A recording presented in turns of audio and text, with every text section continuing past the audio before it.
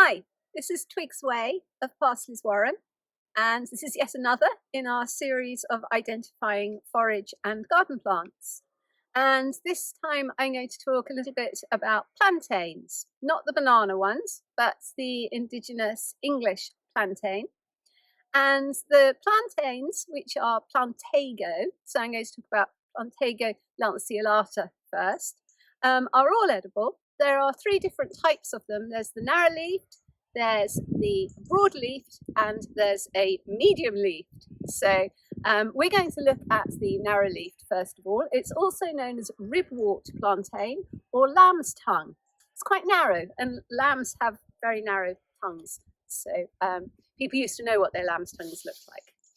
So it's very easy to identify at this time of year. This is, oh gosh, I've lost track. This is beginning of July. Because it has these brown seed heads, which are carried on long stems above the rosette of leaves that they come up from. It's a perennial, so it grows like this every year. It's not an annual or a biennial.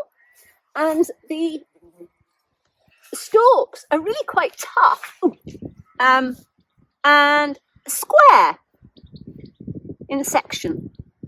So very, very ribbed themselves and have this brown seed head.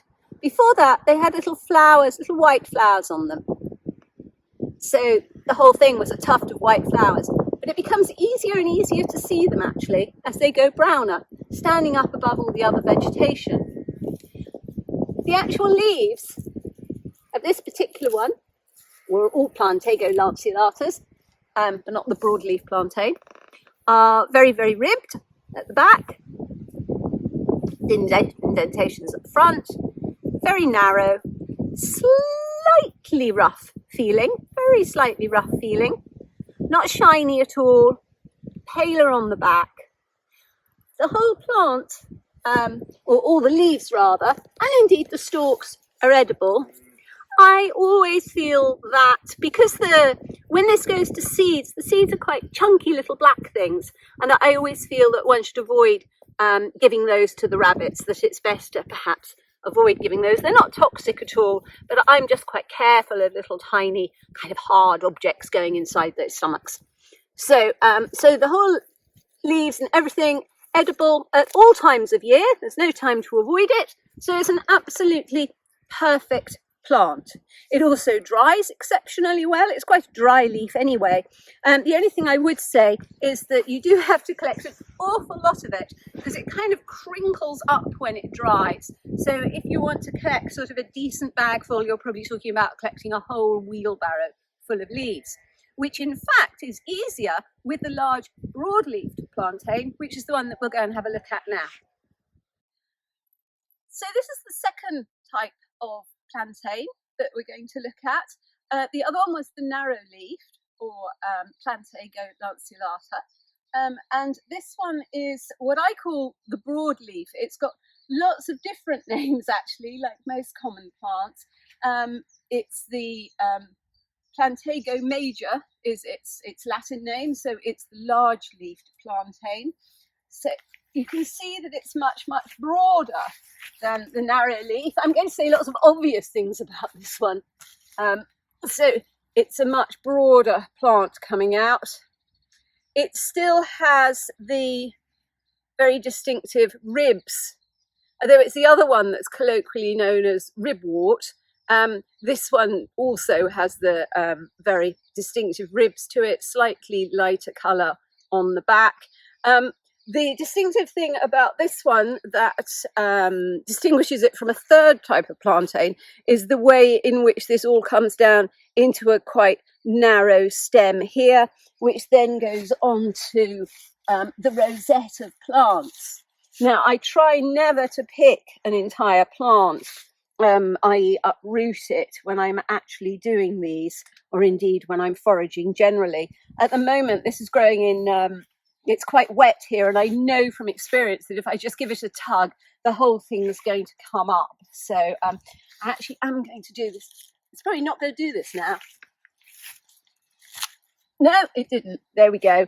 But I can tell you just as well. So that's rather nice, actually. See, it comes out as a sort of rosette from the base of it in the same way that the narrow leaf does.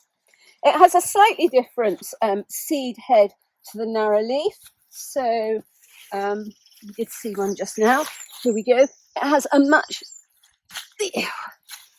narrower one, and the seeds, or indeed the flowers originally, go a lot further than the little tiny bit that the narrow-leafed plantain does. So another name for this is rat's tails, and you can see why.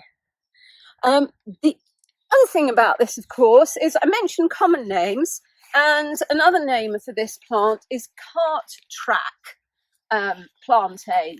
The reason being that most of the plantains grow in what's called disturbed areas, and the narrow leaf is often in an area of arable, but the broadleaf plantain particularly like damp areas, but areas such as bridle paths, cart tracks, footpaths, anywhere where there's been heavy trampling. It's just, that's the environment that this plant likes. It's also called way bread because it is edible. I've never eaten it, and people that have say it's absolutely disgusting. However, theoretically it's edible, and that's why it's called way bread, because you could eat it as you were going along the way. It's also, if you're an American, it's called apparently white man's foot, because literally the white men coming into America disturbed the ground so much with their agriculture and their animals that they ended up with a lot of broadleaf plantain. However, that's fairly irrelevant to your rabbits. It's just very interesting.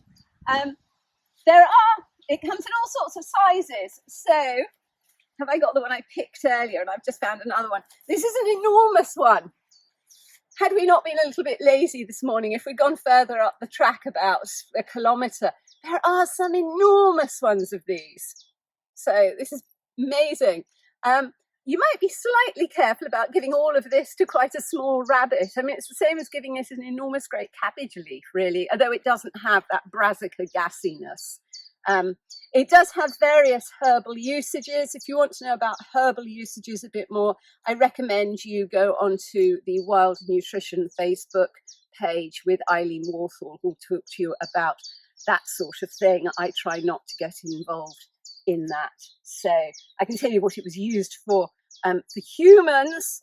So it was used for coughs and colds, and it was used for digestives. It was also used as a poultice, although I do wonder if rather than actually being anything to do with being good for wounds, that's just because it's really quite handy to strap on.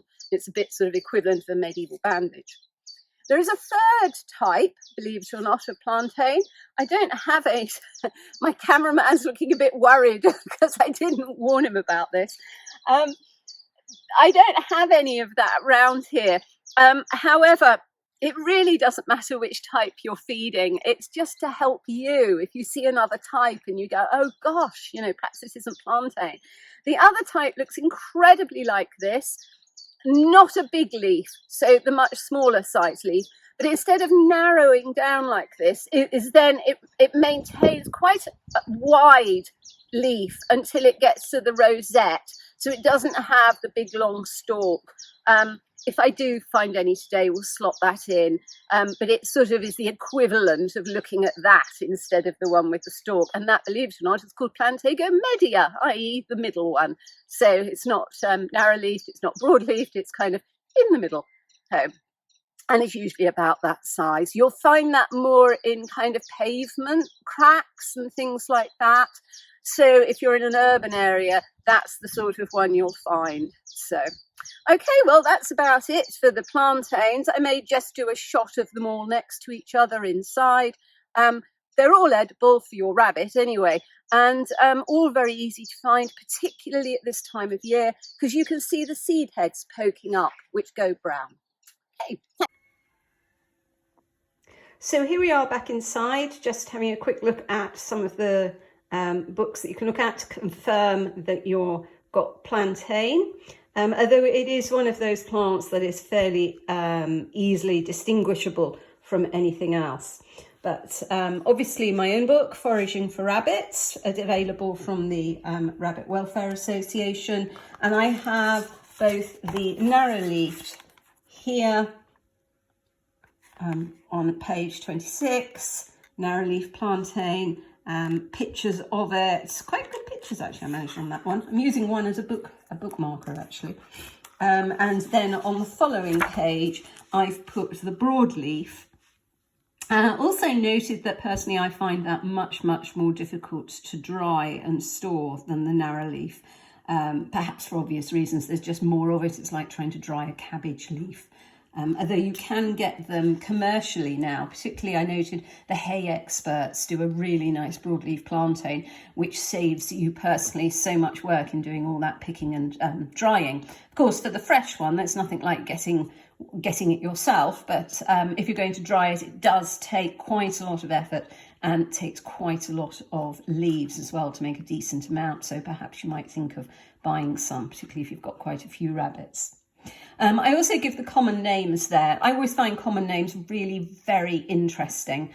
Indeed, I'm now doing a talk, have a talk available on traditional wild plant names. So, also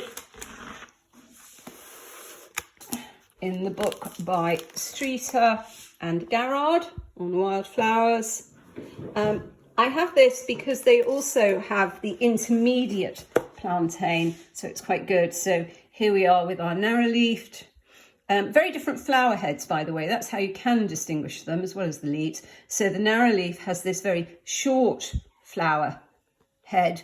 The broad-leafed has this very long one, giving the name rat's tails. Although you don't often find that actually in common name books, but that's something I've known it by, rat's tails. And the other one, as you can see in the middle, with the chunkier leaf as it comes towards the stem, and a very flowery head. The flowers are much longer in the intermediate one, and that's why it's known as hoary plantain as well, H-O-A-R-Y, hoary plantain. And here they are in reality, the ones that I've picked. I found some in the garden that were very narrow-leafed. It does vary, so your narrow leaf can vary.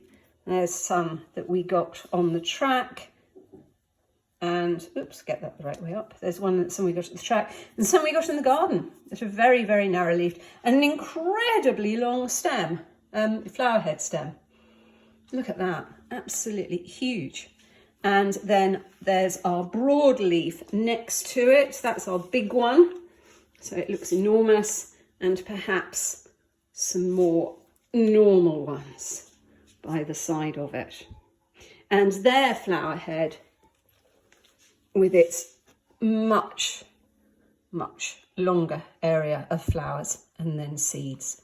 Pay no attention to the mauve flower just to your left. So that's your narrow and your broadleaf plantain, and of course your intermediate plantain. There's very little that you could mistake those for. I suspect the very large one you might mistake for some kind of wild cabbage. But they're all edible. They're all very good for your rabbits. The narrow-leafed in particular is good to dry. So have fun.